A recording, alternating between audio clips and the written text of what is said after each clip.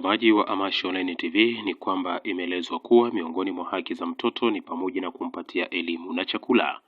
Katika kuliwekea mkazo swala hilo, wazazi na walezi wa kata ya Vugiri wilayani Korogwe wametakiwa kuchangia chakula shuleni bila kusuasua ili wanafunzi wajisomee katika hali ya utulivu zaidi. Hilo limesisitizwa Agosti 19, 2026 na diwani wa kata ya Vugiri Ramadhani Mandia alipokuwa katika kijiji cha Bagamoyo kwenye mkutano wa hadhara. Ndugu zangu, kwanza elimu na chakula ni haki ya mtoto.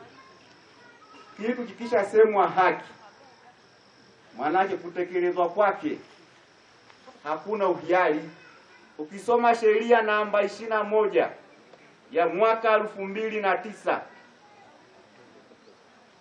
inasema haki ya mtoto ni pamoja na elimu na chakula.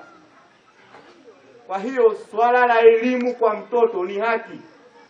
Ni ngumu mtoto kukaa masaa 8 bila kula chochote hapo useme kwamba atamsikiza mwalimu atamuelewa. Ni lazima kama wazazi, ni lazima kama jamii, ni lazima pia kama sasa kijapa tuwekee utaratibu. Mzazi mtoto uko pale, mmekaa kwenye mkutano, mmekaa kwenye kikao, tumekubaliana kwamba tutoe chakula watoto wale shuleni. Basi niombeni sana kila mzazi atimize wajibu wa kupeleka chakula ili hawa watoto waweze kupata elimu iliyo bora. Tunaposema tunahitaji elimu iliyo bora, tunaposema tunahitaji ufaulu mzuri, miongoni mwa vitu vinavyochangia ufaulu mzuri upatikane ni pamoja na mtoto kupata chakula shuleni.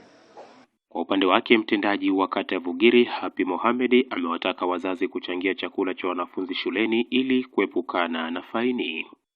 Sasa ina maana ikitokea mzazi hujapeleka chakula, tumeagiza kula kwa uongozi wa shule kwamba jina lako sasa likishaletwa hapa kwenye ofisi ya kijiji kwamba mzazi wa Anna Francis hajaleta chakula mpaka leo, ina maana tayari unatumiwa barua ya wito kwenye serikali ya kijiji.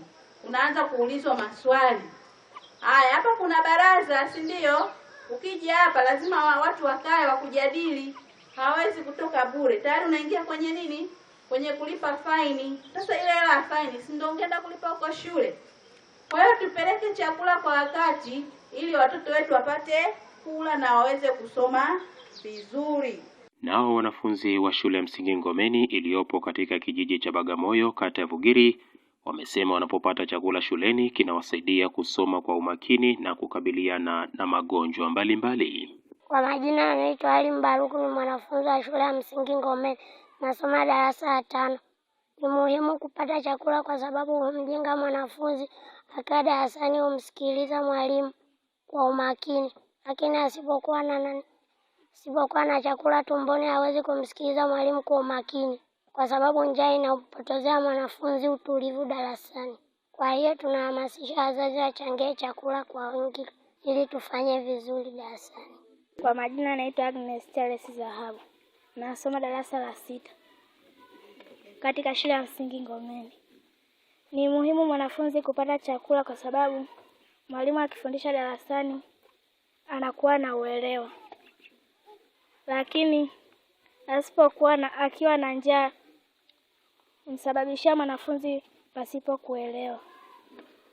Kwa hiyo tunapaswa wazazi wachangie chakula mashuleni kwetu. Kwa majina naitwa Latifu Isa Bakari, nasoma darasa 6 katika shule ya msingi Ngomeni. Mtu au mwanafunzi anapokosa chakula huweza kupata madhara ya vidonda vya tumbo, kashakoo, kuzofika mwili, pia hukosa uwezo kufikiri vizuri darasani, pia hapo humpelekea kufeli darasani.